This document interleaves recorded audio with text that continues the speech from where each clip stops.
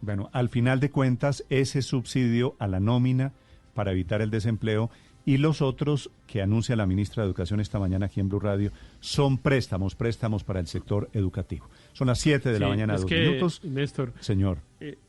No, que le iba a decir que ese subsidio a la nómina ha tenido una dificultad y es que le pusieron dos condiciones. Uno, que sean personas jurídicas. Entonces, por ejemplo, pues las personas que ejercen actividades empresariales como personas naturales tenían esa dificultad. Sin embargo, ayer el gobierno dijo que iba a ampliarlo a personas naturales.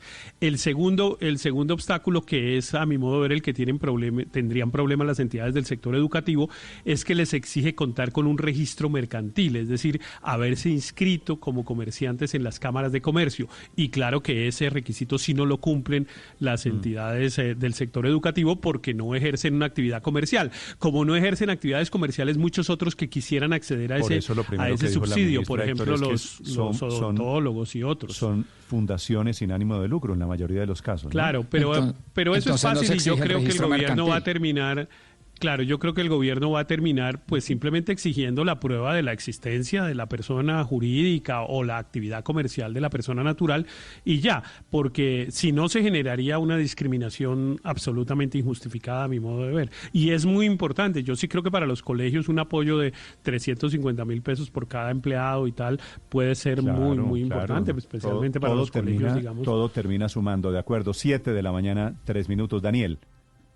Néstor, y están dando un doble alivio, que es primero los subsidios a la nómina, como acaban ustedes de explicar, de 350,000 pesos para los empleados, pero también ayudas para las matrículas a los estudiantes para que se amenore la deserción escolar, que es la gran preocupación que tienen hoy no solo las entidades educativas de educación superior, sino también los colegios. Seguramente muchos colegios privados, colegios pequeños, que no tienen subsidios de gobiernos extranjeros y que esto puede ayudar mucho a que la deserción el semestre entrante o el año escolar que comienza para calendario B no sea tan grande. Es importante que los estudiantes en cualquier tipo de educación se mantengan en el colegio o en la universidad. Estos son alivios para el sector educativo. Padre, Néstor, señor. ¿Sabe qué me preocupa más? Me preocupa también lo motivacional, porque muchos estudiantes no se sienten bien con el tema de las clases virtuales. Creen que se ha bajado la calidad de las clases y entonces terminan diciendo, ¿para qué pagamos tanto por una clase que no es presencial, por una clase que es virtual? Leía en redes a alguien diciendo, para ir a ver... láminas, para ir a ver, es decir, entonces eso también lleva a que muchas personas o muchos estudiantes no quieran seguir en la universidad y pueda ahí ser una causa de deserción. Padre Linero, no solo en la universidad. Si usted ve las clases en los colegios, las clases de los muchachos, de los más chiquitos, básicamente esas son clases magistrales, ¿no es verdad? En donde se sienta el profesor y eventualmente pone unas diapositivas, porque esas clases se dan por Teams o por Zoom.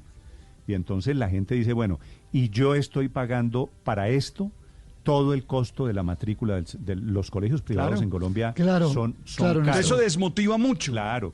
Y entiendo que aquí hay muchísima gente que me está diciendo, el tema de fondo es eso, es el costo, no si el gobierno nos va a garantizar un préstamo para pagar, porque la gente se va a endeudar para pagar a 3 años, sí, y el gobierno en eso da facilidades, pero el tema de fondo es, hay que reducir los costos en este momento, que yo supongo que todavía los colegios no participan en ese debate. Aurelio, señor, 7 de la mañana, 5 minutos. Sí, Néstor, uno parecía estar escuchando con todas las buenas maneras que tiene a la ministra de Educación como una especie de promotora de créditos, no como la ministra de la Educación en Colombia. El sector es un sector que requiere un tratamiento especial. Por muchísimas razones que podría pasar por encima de ellas porque cualquiera las entiende, entre otras porque la educación, como usted sabe, es un factor de reducción de desigualdad fundamental en una sociedad tan inequitativa como es la sociedad colombiana. Y yo creo que en esa canasta todo el mundo tiene que poner, pero yo creo que seguramente los colegios tendrán que poner una reducción en sus cobros que puede derivarse de gastos, de importes a los cuales hoy no están incurriendo.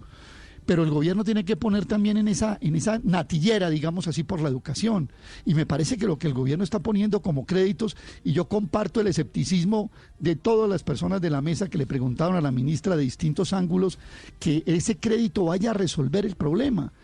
Néstor, en estos días escuché a Juan Carlos Echeverry diciendo que tomar un crédito es dividir el sufrimiento por cuotas. Y me pareció una definición, digamos, desde el punto de vista de la vida, bastante simpática. Sí. Pero yo le hago una pregunta. ¿Hoy los padres de familia están por subirse más sufrimientos? ¿Por echarse otro sufrimiento, así sea por cuotas a 36 meses? Yo no creo que eso sea la realidad. ¿Por qué no subsidios y por qué sí créditos? Pues obviamente... Sí, eso no tiene realmente una explicación. Sí, sí. No tiene una explicación sólida. Usted puede decir, no, es que le voy a diferir el sufrimiento al padre de familia, pero en educación... Yo creo que sí es un sector donde el gobierno tiene que hacer un esfuerzo, y todos los actores.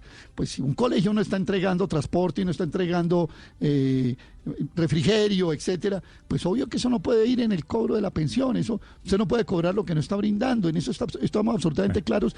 Y yo lo decía el doctor Arias, hace poco. Usted se acuerda que el doctor Jaime Arias lo tuvimos acá, y decía, mire, hay varios tipos de universidades. Entonces hablaba de unas universidades élites que tienen recursos, que tienen fondos. La Universidad Externado tiene más del 25% del Grupo Bolívar. Bueno, ahí yo creo que puede ayudar, pero hay otras universidades que también tendrán que hacer sus ajustes y sus costos, y creo que hay que partir de ahí. Pero una vez partiendo de ahí, el gobierno meta el empujón, ayude a prender el carro, porque si no lo mete, no sale.